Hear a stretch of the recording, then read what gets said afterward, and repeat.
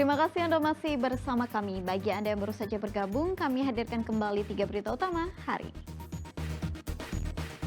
Presiden Joko Widodo membuka perhelatan Pekan Paralimpiade Nasional ke-17 di Stadion Manahan Solo. Harga cabai dan sayur di kota Semarang anjlok, pembeli senang tetapi petani gigit jari. Menghabiskan uang 60 juta milik saudara calon istri untuk judi online, seorang pria di Boyolali buat laporan palsu dibegal.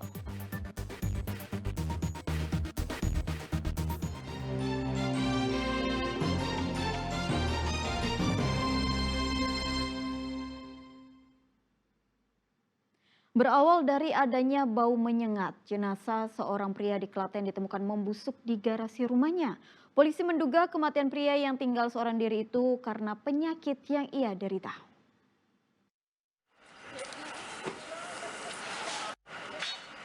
Dari garasi rumah warga terkuak ada sesosok mayat ditemukan membusuk di daerah Trunuh, Kecamatan Klaten Selatan, Klaten. Pria yang tewas ternyata penghuni rumah bernama Tunjuh. Penemuan jenazah pria 52 tahun ini berawal dari laporan warga yang mencium bau busuk dari rumah korban. Warga pun melapor ke ketua RT agar memeriksa asal bau tersebut. Ternyata saat didatangi, ketua RT terkejut melihat korban tewas di kursi garasi rumah. Saya dilapori warga, ada 2 ibu-ibu ke rumah saya. Pak, kok adanya bau bangkai ya? Ayo buat dicek, apa ada tikus lerok meninggal, mati gitu. Oke, saya langsung keluar dari rumah, langsung saya cek TKP. Saya masuk, kelihatan, sudah meninggal, sudah kayak gitu. Kondisinya sudah kayak gitu. Itu atas nama siapa, Pak? Atas nama yang meninggal, Pak Tunjung Warono. Tewasnya Tunjuh membuat warga sekitar berkumpul di lokasi. Mereka menyebut terakhir kali melihat korban pada 30 September lalu. 3 hari berselang barulah tercium bau busuk yang menyengat dari dalam garasi rumah korban. Dari hasil pemeriksaan awal sementara, polisi menduga korban tewas karena sakit. Korban sudah membusuk dan diperkirakan meninggal kurang lebih 3 hari yang lalu karena dari informasi masyarakat hari Senin malam korban masih beraktivitas. Dugaannya Pak apa, Pak? Karena dia punya penyakit bawaan yaitu komplikasi jantung, terus ada tekanan darah tinggi dan juga asam urat juga. Jenazah pria yang tinggal seorang diri ini akhirnya dievakuasi ke rumah sakit. Nantinya jenazah diserahkan ke pihak keluarga untuk dimakamkan. Krisna Agung melaporkan dari Klaten.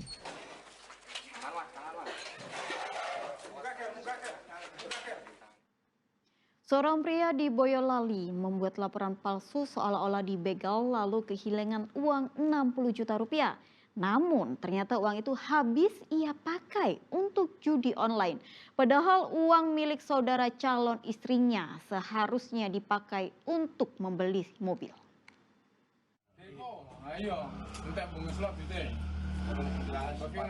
Inilah Pupuan Samsudin, warga Mijan, Kota Semarang yang mengaku jadi korban begal. Polisi mendatangi rumah korban lalu menggali kebenaran peristiwa itu. Ternyata laporan dibegal di Kecamatan Sambi hanyalah sebuah kebohongan. Pelaku yang awalnya korban ini akhirnya digiring ke Polsek Sambi. Polisi menyebut kecurigaan awal itu datang dari perbedaan fakta antara luka yang dialami korban dan pakaian yang dikenakan korban. Luka yang dialami secara yang terkena tusukan itu 4 luka sayatan. Sedangkan setelah kami cross check dari pakaian yang dikenakan saudara Pupuan Syah ini kok hanya 1. Nah, disitulah awal kami ada kecurigaan itu. Akhirnya dia mengakui dan terbuka bahwa kejadian perampokan atau pembegalan yang seperti yang dilaporkan di hari Rabu kemarin itu ternyata tidak benar. Pelaku mengaku berpura-pura jadi korban begal karena uang senilai 60 juta rupiah habis dipakai untuk judi daring. Padahal uang milik saudara calon istrinya itu seharusnya dipakai untuk membeli mobil. Namun uang itu dipakai untuk judi online dan kalah. Karena sudah 2 bulan berlalu dan saudara dari calon istri itu terus menagih, ia akhirnya merekayasa pembegalan yang ia alami. Pokoknya totalnya 40 juta semua. Pokoknya tiga kali dikasih. Tapi uang itu tidak digunakan? Tidak, Pak. Lalu dipakai untuk? Judi online, Pak. Habis untuk judi online semuanya? Iya, Pak. Terus karena kehabisan itu akhirnya jenengan merencanakan merekayasa itu tadi? Oke, Pak. Karena apa? Doyak-doyak itu? Karena dikejar-kejar, Pak. Dake ya? Oke. Saat itu korban berpura-pura dibegal dengan 4 luka tusuk di perut menggunakan cutter. Pemotong yang dipakai untuk melukai diri sendiri dibuang ke sungai lalu ia melapor ke polisi. Kini Pupuan Samsyudin harus berurusan dengan hukum, tak hanya soal laporan palsu, ia juga harus bertanggung jawab atas uang yang ia pakai untuk judi online. Yulianto melaporkan dari Boyolali.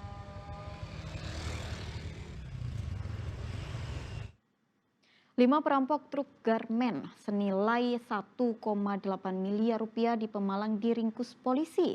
Mereka berpura-pura jadi petugas yang hendak mengecek surat jalan truk. Namun sopir dan kernet truk disekap lalu dibuang ke Indramayu, Jawa Barat.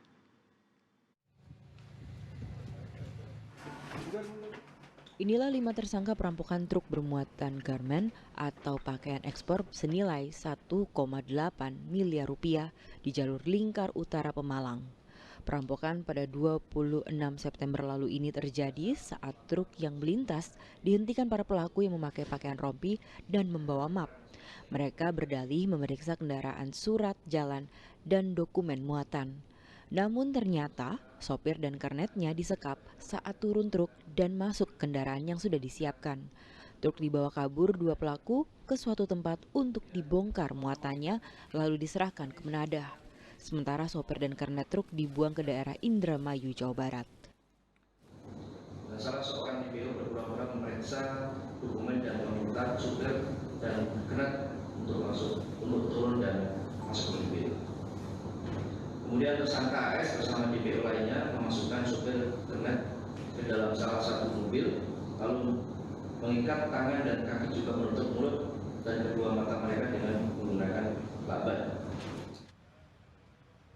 Atas perbuatannya, pelaku dikenakan pasal 365 KUHP dan pasal 480 KUHP dengan ancaman paling ringan 4 tahun penjara dan paling berat 12 tahun penjara.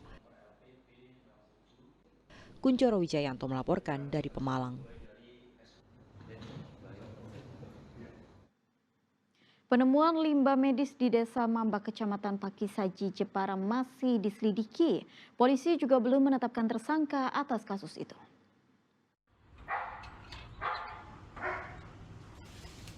Kasus pembuangan limbah medis di Desa Mambak, Kecamatan Pakisaji, Jepara masih diusut petugas.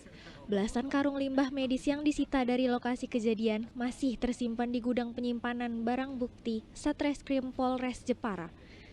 Barang bukti ini akan diuji di laboratorium guna memastikan kategori limbah bahan berbahaya dan beracun B3 atau tidak.